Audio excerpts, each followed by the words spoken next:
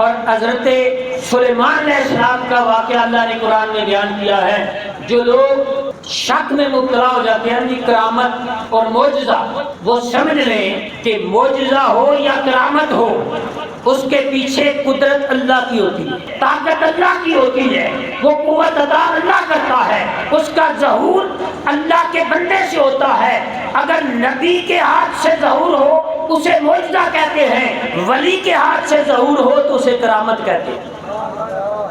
تو قرآن مجید فرقان حمید بتاتا ہے کہ حضرت سلیمان علیہ السلام، اللہ نے آپ کو حکومت عطا فرمائی تھی، بہت بڑی سلطنت تھی، آپ کا تخت ہوا میں اڑتا تھا۔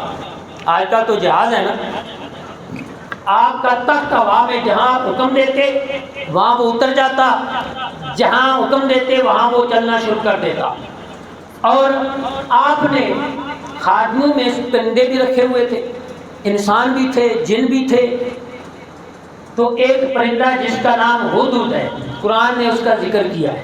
اس ہدہد کی ڈیوٹی تھی کہ وہ ہدہد پانی بتایا کرتا تھا کہ یہاں پانی ہے، اور وہاں وہ کھود کے پانی نکال لیتے۔ جہاں بھی لشکر جاتا پانی کی ضرورت ہوتی تو ہدہد نشاندہی کرتا تھا، اس کی ڈیوٹی تھی۔ ہدہد غائب ہو گیا اور سلیمان علیہ السلام کی بارگاہ میں بر وقت نہ پہنچا، تو آپ نے کہا کہ یا تو وہ کوئی معقول عذر پیش کرے گا ورنہ میں اسے سزا دوں گا۔ جب ہدہد آیا تو آپ نے پوچھا بھائی تو کہاں تھا؟ اس نے کہا کہ میں اڑتا اڑتا وادی سبا میں چلا گیا۔ سبا ایک ملک تھا جس کی ملکہ تھی بلقیس، میں وہاں چلا گیا اور وہاں میں نے دیکھا ہے کہ ایک ملکہ ہے، وہ وہاں حکومت کر رہی ہے۔ اس کے احوال ہدہد نے حضرت سلیمان علیہ السلام کی خدمت میں عرض کی۔ حضرت سلیمان علیہ السلام نے ایک خط لکھا، وَإِنَّهُ سُلَيْمَانَ وَإِنَّهُ بِسْمِ اللَّهِ الرَّحْمَنِ الرَّحِيمِ، یہ لکھ کے ایک خط لکھا کہ تو متی ہو کر فرما بردار ہو جا، اسلام لے آ، ورنہ میں تیرے ساتھ جنگ کروں گا۔ اس کا تخت جو تھا 60 ہاتھ چوڑا تھا، 80 ہاتھ لمبا تھا، جواہرات سے جڑا ہوا تھا، بڑا خوبصورت تخت، اور 7 کمروں کے اندر تھا، تالے لگے ہوئے ہوتے تھے۔ جب ہدہد گیا تو ہدہد نے تالے لگے ہوئے تھے، تخت پر جا کر سلیمان علیہ السلام کا ہاتھ رکھ دیا۔ جب وہ تخت پر گئی اس نے جا کر دیکھا، بڑی پریشان ہوئی کہ تالے بھی بند ہیں، یہاں ہاتھ کون لے آیا؟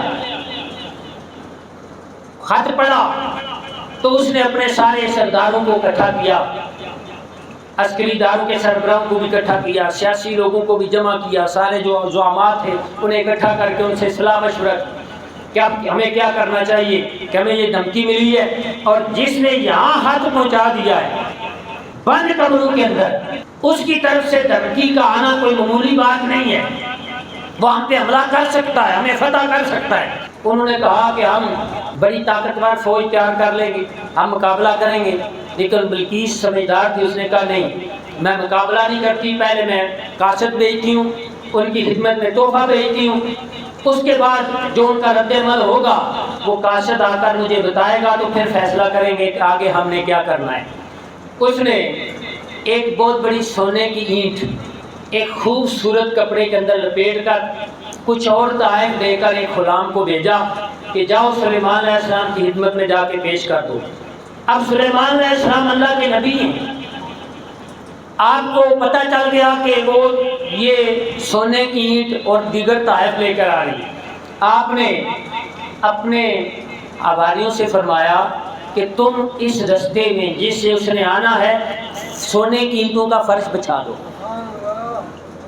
سونے کی اینٹوں کا فرش بچھا دو۔ فرش بچھا دیا کہ اس کے آنے سے پہلے جب وہ بندہ وہاں پہنچا اس نے دیکھا میں تو ایک اینٹ لے کے آیا ہوں، یہاں تو پورا فرش سونے کا لگا ہوا ہے، یہ تو کوئی بہت بڑا بادشاہ ہے، اس کے بعد تو بہت بڑی دولت ہے۔ بار وہ مرغوب ہو گیا، سلیمان علیہ السلام خدمت میں پہنچا تو آپ نے فرمایا مجھے تحائف کی ضرورت نہیں، میرا مطالبہ یہ ہے کہ تم کلمہ پڑھو اور مسلمان ہو جاؤ، اسلام لے آؤ، ورنہ میں تمہارے ساتھ جہاد کروں گا۔ وہ واپس گیا، اس نے جا کے بتایا تو بلقیس خود آئی، کیا میں خود جاتی ہوں اور جا کر ان سے ملتی ہوں؟ اللہ تبارک و تعالیٰ نے اس کے دل کے اندر ایمان کی طلب پیدا فرما دی۔ اس نے کہا کہ میں خود جا کر ملتی ہوں۔ تو جب وہ قریب آ گئی، آپ کے جہاں آپ موجود تھے، آپ کے شہر کے قریب آ گئی، تو آپ کے دل میں خیال آیا کہ کیوں نہ بلقیس ہی کا تخت اس کے لیے بچھا دیا جائے۔ یہ خیال آیا تو آپ کے ساتھی بیٹھے ہوئے تھے، صبح کا وقت تھا۔ سلیمان علیہ السلام نے فرمایا کون ہے بھائی تم میں جو بلقیس کا تخت لے آئے؟ پہلے ایک جن اٹھا کہ میں لاتا ہوں آپ کی مجلس برخاست ہونے سے پہلے۔ آپ نے فرمایا مجھے جلدی چاہیے، وہ تو قریب آ چکی ہے، وہ تو ابھی ابھی پہنچنے والی ہے۔ اب قرآن کہتا ہے قال الذی عندہ علم من الکتاب انا آتیک بہ قبل ان یرتد الیک طرفک، میں لاتا ہوں۔ وہ بولا جس کے پاس زبور کا علم تھا، وہ بولا جس کے پاس کتاب اللہ کا علم تھا، وہ بولا جس نے کتاب سلیمان سے سیکھی تھی، جس نے عمل سلیمان علیہ السلام سے سیکھا تھا، جسے کی تربیت سلیمان علیہ السلام نے فرمائی تھی، جسے اللہ کی پہچان سلیمان علیہ السلام نے کرائی تھی، وہ بولا میں لاتا ہوں۔ کتنی دیر میں دیر کی کیا بات ہے، اتنی دیر سے بھی پہلے کہ آپ آنکھ جھپکے میں تخت بلقیس لا کے آپ کے سامنے رکھ دیتا۔ کتنی دیر میں؟